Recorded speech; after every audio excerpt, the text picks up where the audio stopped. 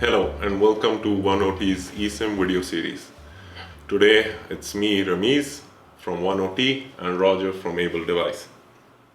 So today's topic is around the SIM applications and the value addition these SIM applications can add to a IoT and M2M product. So first let's understand what SIM apps are.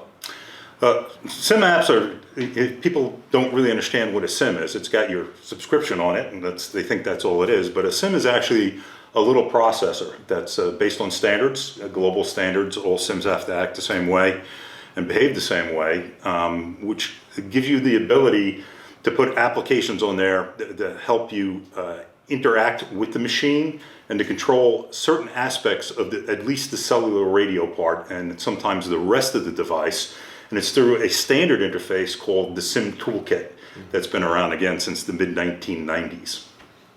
Okay, so yeah, basically the idea with eSIM is that the biggest fear one of the operators or pretty much major operators are facing is that they see that there would be a high churn rate, and giving such value additions on top of their subscription is probably the way forward.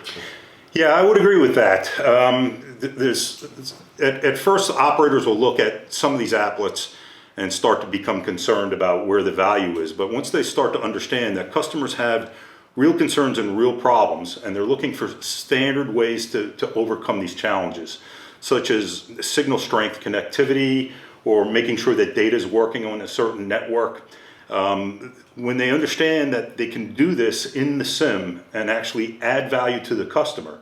So it's an implementation that's done in a standardized fashion that's very low touch, not painful, not a whole lot of integration or any integration for the end customer, but adds a lot of value to their end service going forward.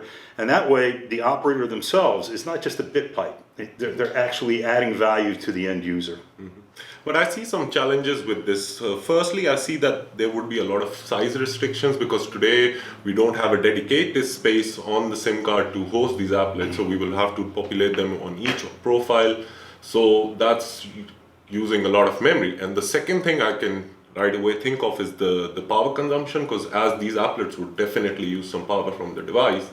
So how do you think that would be issued or? Sure, and those are the first two questions I usually get from prospective customers. I won't go into the power. There is no more power consumption. We have a white paper on that on our website, and it goes into detail.